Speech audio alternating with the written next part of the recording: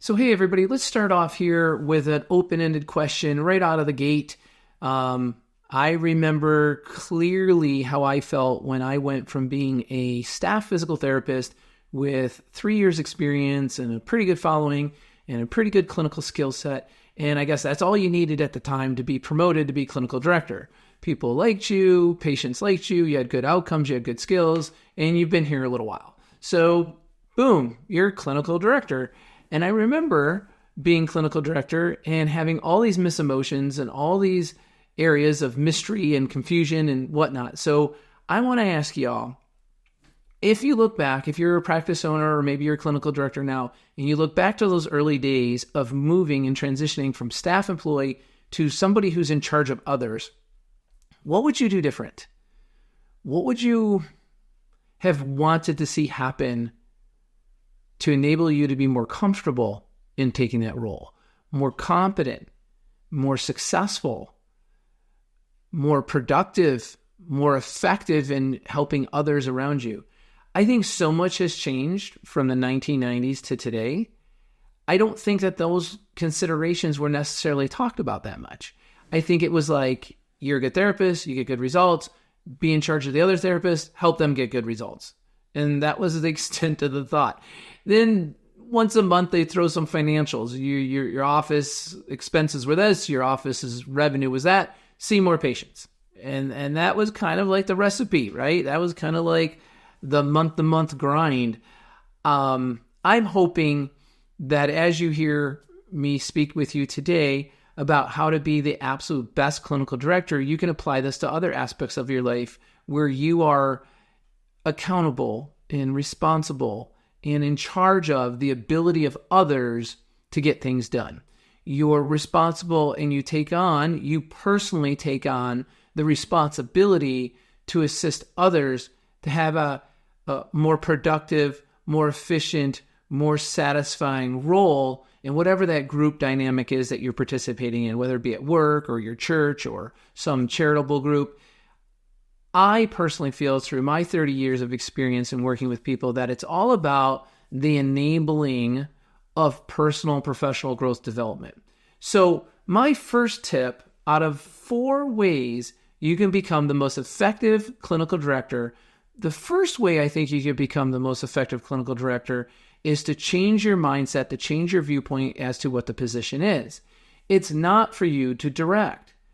It's not. It's not for you to, give directives, give orders necessarily. It's not that giving an order and setting a deadline isn't an important element of the position, but that's not the mission. That's not the objective. Really honestly, where I see the best practices practicing is where their middle management team and their senior management team, owners, founders, partners, and whatnot, they perceive themselves as personnel enhancement officers. And they go at their day from the viewpoint of, I'm a personnel enhancement officer. My objective today is to take the most willing and the most able people that I have amongst me and elevate their game, increase their ability to get along better with others, increase their skill set in terms of providing more efficient time-managed care to our patients, increase their skills as a clinician or as an administrative personnel, whether it's a virtual front desk, right? I was about to say that. Whether it's a front desk individual, a tech, an office manager, what could I do to help them navigate the schedule better? If they're in and out of QuickBooks, how could I get them a little bit of QuickBooks training? The applicable post-training technology advancements that one may need to increase their productivity and increase their efficiency. See, that's our responsibility as owners, to develop each and every staff member that we have at work, both personally and professionally. By you enhancing their skill set professionally on post with the duties that they have in front of them, because they can operate with greater certainty, confidence, swifter, quicker, and be more effective, they're going to enjoy their job more. Personally, they're going to be happy coming to work because you've invested in them. So do you have an investment program? That's my first question. Do you have an investment program in your staff? Do you have a learning management system? That would be the second most important way you can improve the effectiveness of your clinical director. Arm he or she with a learning management system, a series of training that helps them to onboard good staff as a new patient, as a new employee, like a new employee orientation program, which may take a day or a few hours or whatever, so that they know the rules of the road and policies in which you guys thrive on in your practice. And then they move into their post-training, right? These are the critical key elements that are standard operating procedures that all clinicians follow in our practice, or all front desk staff follow in our practice, or all techs do in our practice for that position. Make sure you have this internal system. That's why I created Mega Academy, so people don't have to go through the hours and hours and hours of video editing, blah, blah, blah, blah, blah. They can literally just purchase this, and they can customize it as they will in terms of how it's applied, for sure. But you have the tests, the quizzes, the role play, the tools, the handouts, the materials.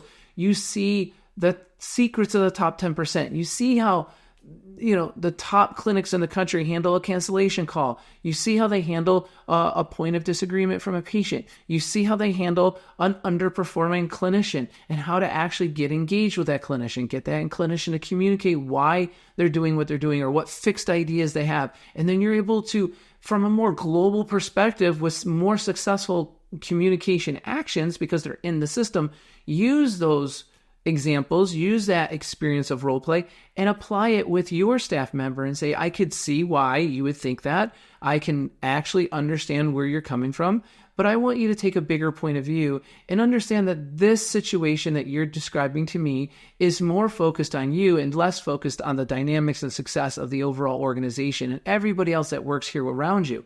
Do you see that part of your responsibility as a staff therapist goes well beyond just you and your schedule? Can you see that your ability to hit your key metrics, hit your goals, objectives, and targets actually allows us to be a stronger, healthier practice, both financially and brand-wise within our society, within our community, so that we become the leader of physical therapy, second to no one else, and that gives you greater job stability and greater future income earnings, the ability for me to actually increase your compensation package so that you can keep up, if anyone can keep up, with the rate of inflation, or you can keep up with some marginal growth of both time flexibility and income stability, because I'm able to give that back to you because of your ability to participate with our group. That would be verbatim what I just said there in the last, minute and a half. That would be how I communicate to a junior.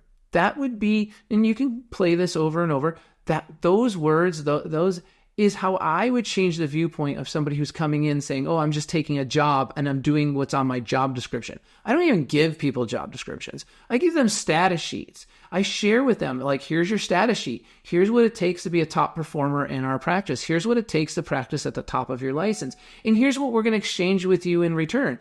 Oh, and by the way, if you move to the next level up the employment ladder, here's a new status sheet. Here's a new set of objectives, tasks, goals, and milestones to be met. And here's a new rate of exchange that goes with that. Here's a new compensation package that grows and develops with you as you move through our organization. As your journey of employment accelerates vertically, so does everything else that comes your way, because you're part and you're taking greater responsibility and accountability for the success of our organization. It's not about you. I decentralize the individual. If I'm a clinical director, I make them a part of the hive. I make them a part of the mission of the organization, because individuals winning are like spoiled, rotten pro athletes that it's all about them and everybody else is substandard. Or it's, the whole Hollywood thing, right? It's like they feel this sense of individualism and the spotlight's all on them, and it's what can they get, what they want, what they need. Well, wait a minute. I didn't hire you for that. I hired you for how you could best participate in the group of our organization, and how, as a result of that participation, your efforts first, your giving first, your exchange first. As a result of that, there's a recording of that, there's a marking and tracking of that, and for that comes a greater level of exchange and greater level of acknowledgement and validation and, support of how important you are and how good you are as a participant within our organization, and how valuable you are to both our patients and to the rest of our team. That should make people never want to go anywhere for $1 more an hour, because they're not going to get that feeling. Engagement would be number 3, right? Having engagement, using gamification, using 10-minute meetings once a month, just to let the employee share with you what's going on in their life, what's going on in their world. That's what I just spoke of. That's going to make you a super clinical director. That's going to make you a leader in the eyes of your staff, because you care about them. You care about what's going on in their world. You're asking about it. You're setting aside a 10-minute meeting once a month for them to come. I don't care if they talk about their puppies the whole time, but that's very, very helpful. Creating a game every month, the person who breaks this record gets Starbucks gift cards, or if we as a team, as a unit, you can have a game for the whole team. If we hit this by the end of the month, happy hour appetizers are on me, right? You can't pay for liquor. So everybody goes out to, Applebee's or whatever is in your town, and you're picking up the appetizers, right? And, or we're going to do a quarterly bowling tournament, and we're going to, break it up into a competition. You're our North office versus our South office, and we're going to go at it, or mix it up, whatever you need to do. So, being transparent with your staff breeds trust. Right? So that goes into this employee engagement side, like I was just saying about the meetings and the gamification and the transparency. It's those 3 components. When you're transparent, they're going to be more transparent. When someone's not transparent with you and they're withholding information, as a clinical director, you got to crack that shell, because you don't want to be walking on eggshells around anybody. You got to crack that individual and increase their communication. And the way you do that is talk more to them. So here's the strategy of that. Here's how you break down somebody's wall. Engage them more often and more frequently on topics of interest of theirs. Talk to them about things that they're most interested in. If they enjoy camping, hiking, rappelling, bungee cord jumping, I'm naming all the adventurous things, right? But if it's mountain biking, or if it's the book club they're in, or if it's the volunteer time they give at the animal shelter, talk to them about that. Get them to open up about the things that are most important to them, that are dear to their heart, and then they get to relate with you more. That increased relationship, that increased reality between 2 parties stimulates more communication in a more affinity, more likability, more likeness manner. And that's really what you're striving for. How can I best engage this person, increase the communication on the topics that are most real to them, so that they have a greater liking for us, our organization? I have a greater liking for them and where they're coming from. Very, very super important. Managing by statistics. That's another successful action. Make it very clear and very well known in the beginning that you don't manage by personality. You don't play favorites. You don't pay people more money because they buy you Krispy Kremes, and hopefully you're not eating Krispy Kremes, but they're giving you kissing your, and they're propping you up, and they're, stuff like they're showering you with attention. You want genuine, sincere, honest people who are communicating well with their peers, who are trying to have a positive influence on those around them, who remove themselves from criticism, from competitiveness, like trying to take others down to lift themselves up, right? From, I already said criticism and competitiveness, right? So those are really important things, right? I guess the other thing would be gossip, gossiping about, hey, did you hear about Bob? No, I don't want to hear about Bob. If I need to hear about Bob, I'll talk to Bob myself. Please don't do that, right? So look for that and extinguish that in the beginning of the hires by telling people you're managing by statistics and metrics. Metrics measure the performance of a division or department. Clinicians are in Division 4, our production division. Our admin team is in Division 1, our communications division. And you should have metrics and statistics that actually measure the performance of that division. And you should be sharing that with your staff. Let them know what the measurements are. Like, for instance, in the production division, it could be the number of success stories that we're getting from our staff. Our net promoter score. It could be our production. How much care did we deliver this month? It's not billables. It's not money. It's not collections. It's not charges. It's codes. It's units of care. How many units of care did we deliver this month? Wow, we're uptrending. We did 670 units of care with our 3 therapists this week or this month or whatever that is, right? It could be clinical efficiency. Wow, every single clinician based on our schedules operating over 85% efficient. Super awesome. Let's do that. So I think that objective element, that one right there, has to be in here as one of your 4 keys or one of your 4 ways of becoming a very effective leader.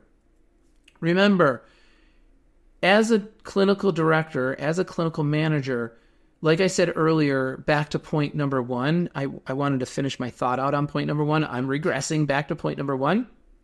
Because I've removed you from taking the attitude of being a director, I'm directing traffic, I'm barking out orders, I'm taking wins on, I came up with that strategy. I told that person to do that. And then I'm taking this badge of honor to the owner of my practice. Like, look at what I did. Look at what I had others do. No, take credit silently for the great outcomes and performance of those around you. So let that sink in a minute. Don't take credit for the orchestrating of the doing this and the giving of the orders and the guiding, being the guiding light and being like, yeah. Then everyone around you looks like pawns that just executed on your thought, idea, or plan. It's not that you didn't have a thought, idea, or plan, but it's that you engaged your staff to fulfill the execution of that thought and idea plan from the viewpoint of enhancing them, from the viewpoint of expanding their skill set, their skill development, their abilities, whether it be communication or time management or clinical production, whatever it may be, but you enriched them. That's the silent success that you have. And you don't go waving a flag. Look at me. Look at what I did. I came up with that. I'm the one responsible for it. No. Any owner, any senior over you who sees the clinical efficiency go from 70% to 85%, who sees the volume of units going from 650 units a month or a week, whatever you're measuring, however big your practice is, to 850, they're going to be like, how did you do that? Well, I shared this with Jan, or I taught John that, or I showed. Awesome, and they're performing well, and how are you staying on top of it with them? Well, I'm engaging them every month with a 10-minute meeting, or we're having games now. Super well done. Great ideas, great thought, great execution. People around here are doing really well. Measuring the pulse of the morale is more important to me than anything on a spreadsheet. Everyone's really happy here. They're performing at a high level. They're doing things that they didn't know to do before they started here. They came into this job at one level of ability, thought, and idea, and they're operating at this job and in this practice at a higher ability thought with thoughts and ideas. And most importantly, caring this and giving this to not only the patients, but also to their coworkers. That's a clinical director. That's somebody who's directing the attitude, the mood, the outcomes, the morale, the success of others. Take that as your money to the bank, guys. If you're a successful clinical director, your success goes to the bank based on the ability and performance of others around you. It's not yours to be taking credit for. It's yours to be taking pride in. It's yours to be moved both emotionally and professionally at what you've done and how you did it. I'm going to give you probably a 5th way to be successful, and it's on the opposite side of the spectrum.